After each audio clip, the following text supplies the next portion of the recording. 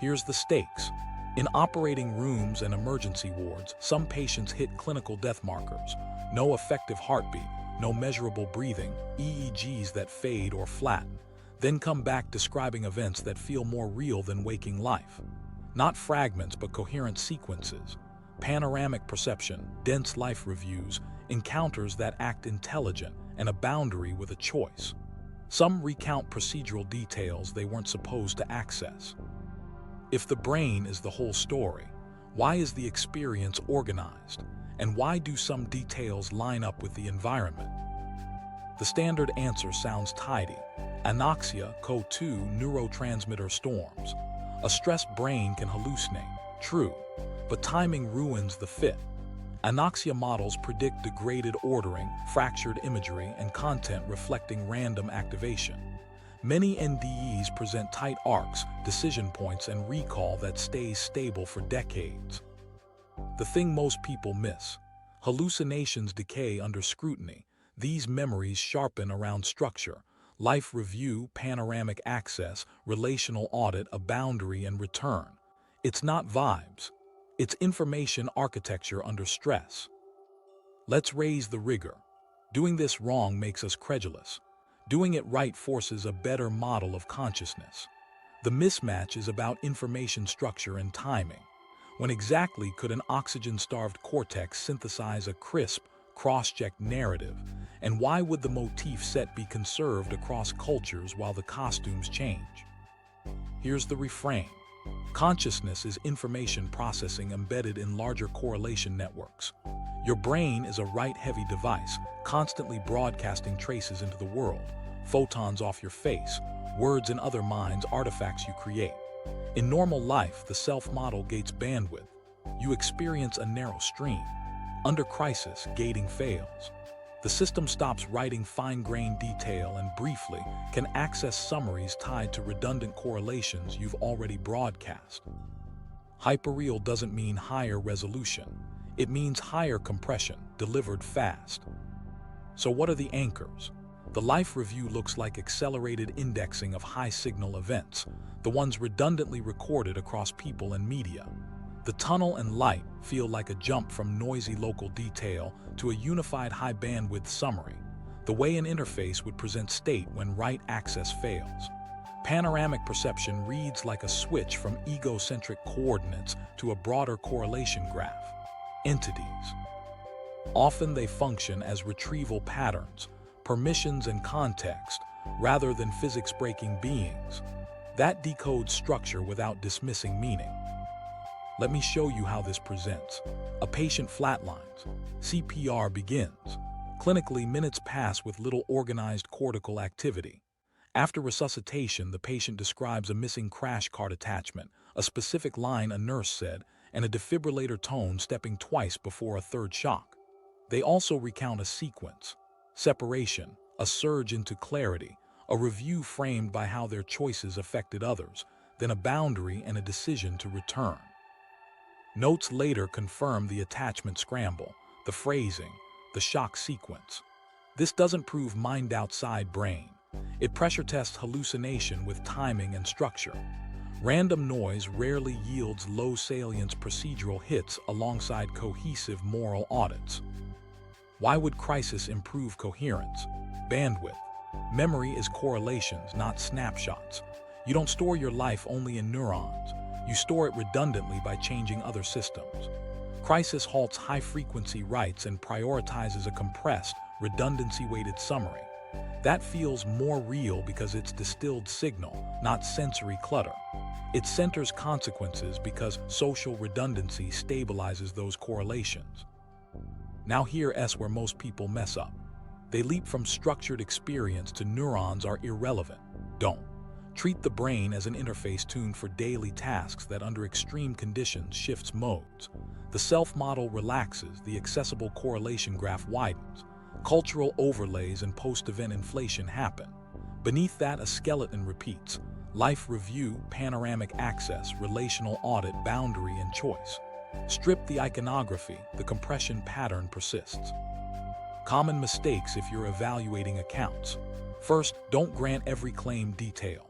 Ask for timing anchors, who else could have known and when. Second, separate emotional intensity from evidential weight. Hyperreal can still be memory under stress. Third, look for conserved structure across cultures when imagery varies. If structure holds while costume changes, you're likely staring at the codec, not the content. A quick win you can use today. When you hear an NDE, listen for the index. Which scenes surface and why? You'll notice they're the ones with the most external witnesses or downstream effects, the choices that propagated. That's the redundancy filter selecting what survives into the review. One more piece that makes this intuitive. You've been broadcasting yourself for years. The way you laughed in a kitchen lives in a friend's memory. That late-night email lives on servers. A process you introduced keeps running on Tuesdays. When your local write fades, those copies don't vanish, they're what's left. At the edge, presence feels like truth because many independent channels agree. Redundancy sounds like a chorus. Once you see that, the next layer is natural. If reality encodes on edges, maybe the light is less a tunnel and more a high bandwidth access layer, an interface that surfaces the summaries you've already written into the world, weighted by what many channels can confirm. The cosmic data stream, boundaries store the book. If you treat NDEs as private hallucinations, you miss the storage layer. Physics keeps pointing to edges as where information lives. Not poetic edges, physical boundaries that set what can be known and stabilized. If the review feels like a high bandwidth summary, ask the practical question. When local write access fails, where would a system pull a summary from? From places already holding compressed, redundant records tied to you. Start with the holographic hint. In gravity, information scales with area, not volume. Black hole thermodynamics says the number of possible internal states is proportional to the horizon's surface area. That doesn't mean our universe is literally a 2D movie screen. It means boundaries encode constraints powerful enough to reconstruct bulk behavior to the precision any observer can test.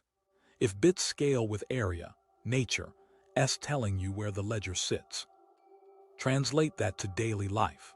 You've been writing your state into nearby boundaries for years, into other minds through memory, into artifacts through text and images, into your environment through causal traces. Those records aren't in one vault. They're distributed and redundant. When your internal process loses fine-grained control, the only data that remains quickly accessible is what's already stabilized externally. That's why the review centers on consequences, correlations that propagated and were copied. Think in light cone terms. Your personal light cone is your causal instance, everything you've touched and everything that touched you. Inside it, the world saved your state in pieces, videos, notes, habits, and other people's routines, photons that left your face and landed in sensors, where patterns on tools you used. You are not a single database. You're a graph of correlations with dense clusters around relationships and work. Under crisis, the self-model relaxes and indexes that graph by redundancy, cross-checkability, and reach. Here's the shortcut nobody teaches. Panorama logic is compression logic. A panoramic perception feels like everything at once, but it's really the readout of maximally correlated summaries. Who you hurt, who you helped, who copied your choices, where your signal traveled. That readout doesn't require mystical access. It requires boundary access. Edges encode, the bulk follows. Guardrails matter. Holography is robust in theory land, but our universe isn't the clean toy model. Don't overclaim. Use it as a guide. If area bounds information, then any finite horizon, including your local apparent horizons, caps storage and forces compression. Within that cap, redundancy wins because it makes facts subjective. Now bring in the energy bill preview. Landor's principle says erasing 1 bit costs heat. The universe charges for deletion. That means wholesale wiping is expensive and rare. Life writes more than it erases and spreads records across channels. Your diary might burn, but your impact persists as copies in minds and matter. Under duress, a system would query summaries that are cheap to fetch, highly redundant patterns. A life review can feel instantaneous because you're not retrieving every microstate. You're re-indexing the compressed catalog of what's stuck. Let me show you how this looks when you map it. Imagine a network diagram of your last year. Nodes are people and artifacts. Edges are interactions weighted by frequency and emotional salience. Now color edges by redundancy. How many independent channels corroborate each event? The brightest edges dominate a boundary-accessed review. The apology that rewired a relationship, the project that shipped and changed a team's habit, the failure you hid that still leaked consequences. Those edges are easy to fetch because they're everywhere. Most people trip on observer. They hear quantum observer and picture a mind forcing outcomes. Swap that for information flow. The world renders when information about alternatives spreads irreversibly into the environment. Observation is copying. In that sense, the light isn't a hallway, it's an interface, an access layer where redundant records are available in a unified channel. You cross a boundary where local coherence is gone, and you're handed the summary your instance can still address. Personal light cone again. Your instance is just the degrees of freedom you can still couple to. As internal write fades, your readable surface becomes those robust external encodings. Entities may appear because your brain needs a permissions metaphor, a guide, a gatekeeper, a presence that authorizes access to shared records. Underneath the iconography, the function is consistent. Context setting, scope selection, consequence readout. A micro story to anchor it. A student's grandfather's NDE centered on one decision decades earlier, a call not made that cascaded into years of silence.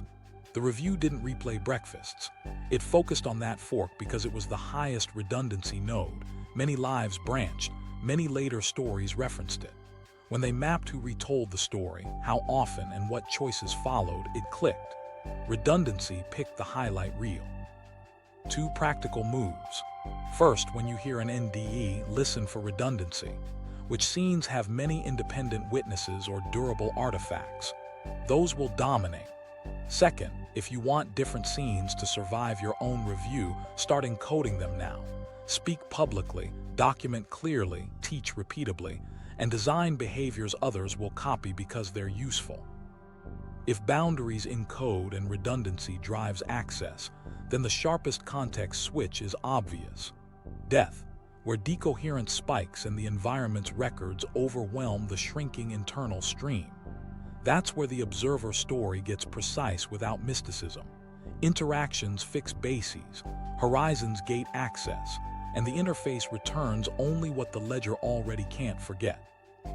The observer at death, decoherence and the sharpest context switch. Death isn't a fade to black. It's a brutal context switch where the environment takes over your bookkeeping. In daily life, your brain runs a tight loop: sense, predict, act, update, keeping your self-model coherent with rapid writes. At the edge, that loop fractures. Internal coherence collapses and the world's copies of you dominate. Not because a mind collapses a wave, but because information starts flowing outward with no way to pull it back. Let me back up and say it cleanly. Decoherence happens when information about alternatives leaks into the environment. Air molecules, photons, sensors. Each interaction entangles your state with countless degrees of freedom. Interference dies locally because the phases that kept alternatives coherent are smeared into places you can't retrieve. What looks classical is just entanglement growth making recombination practically impossible. At death, that process spikes. Blood flow stalls, metabolism plunges, ion gradients wobble, and synchronized patterns that hold a crisp self-model unwind. Meanwhile, the environment around you is saturated with your records, photos, messages, habits embedded in other people. Decoherence turns those records into the active context. Your dwindling amplitudes don't steer the show anymore. The environment does. Now here's where most people mess up. They picture a ghost hovering, choosing a timeline. That invites mysticism where physics offers mechanics. The better frame. Your brain usually maintains a narrow pointer basis, a set of stable variables like body position, voice, social identity, that the environment redundantly confirms. Under stress, that basis relaxes. The accessible correlation graph widens to include what you've already broadcast. The feeling of panoramic access is your instance surfing redundancy as internal gating fails. Think about redundancy like voters. One neuron whispering can be lost. Billions of photons saying the same thing win. Quantum Darwinism says objectivity emerges when many fragments of the environment carry the same information about a system. At the edge of life, the redundancy you seeded, memories in others, traces in media, physical imprints, outvotes your private state. The observer at death is the environment measuring you from every angle. There's a timing objection. If the brain is offline, how can there be any coherent experience? 2 points. First, offline in clinical language means below detection or disorganized, not metaphysically zero. Transitions are messy. Pockets of residual activity persist. Second, content can be dominated by readouts of already stabilized correlations rather than new writes. Compression reads fast. When synthesis stalls, indexing redundancy is the shortcut. Let me show you exactly how coherence becomes context. Picture your self-model as a stack. Sensations, narrative, social roles, projects, values. In normal life, constant updates glue it together. As the glue thins, top layers, the relational and consequential, are the most redundantly encoded and easiest to fetch externally. That's why reviews lean relational. Fewer durable external records exist for raw sensation than for choices that changed people and systems. Here's the game changer most people miss. The redundancy spike at death isn't only about the past, it locks futures for others. The nurse's notes, the machine's logs, the family's memory, all stabilize facts you can no longer edit. Observation is information flow that becomes practically irreversible when erasing it would cost too much energy and coordination. That's Landor in plain clothes. Deletion is expensive. Death is cheap on write, costly on erase. And here's what makes it visceral. You've been broadcasting yourself for years without thinking about it. The way you laughed in a kitchen lives in a friend's memory. The 2:07 a.m. email lives on 3 servers. The process you pushed keeps running on Tuesdays. Photos, messages, signatures on forms, dents in a doorframe, a phrase your kid repeats. Those are your echoes, already copied, already out in the world. When your local write fades, those copies don't disappear. They're what's left. And because many independent channels agree, they feel more real than any private thought you never shared. That presence people talk about at the edge isn't a ghost. It's redundancy coming back as truth, a chorus of your own echoes, loud because so many channels align. A micro story. In hospice, a colleague sat with a parent whose last hours weren't about sensations but reconciliations. Calls made, letters written, the one apology still missing. Afterward, what everyone remembered and retold were exactly those moments. Weeks later, photo captions, texts, eulogies replayed that same set. That's Darwinism at human scale. Many channels copying the same bits until they're the only objective story left. So fix the mistake. It's not mind collapses wave. It's interactions fix bases. At the sharpest context switch, horizons gate access and interfaces return what redundancy can guarantee. The review feels instantaneous because it's a compressed, redundancy-weighted synopsis. The clarity feels moral because consequences are the most copied part of your life. The boundary feels final because the environment is still writing while you've lost your pen. What follows from that is practical. If you want different highlights later, encode them now. Speak publicly so copies multiply. Document clearly so copies stay faithful. Teach repeatably so copies self-repair. Design habits others copy because they work. You can't choose the physics, but you can choose what it makes cheap to read when it matters most. The energy ledger, Landor's principle and immortal data. Let's pin the bill where everyone can see it. Landor's principle. Erasing one bit of information costs at least kT ln2 of energy as heat. Not a metaphor, a measured lower bound. Translation you can feel. Forgetting on purpose isn't free. Any device that resets memory pays in heat. Any process that permanently clears a record leaves a thermodynamic scar. Now tie that to the edge you'll meet. Decoherence spreads information outward. Quantum Darwinism stabilizes facts by copying them into many channels.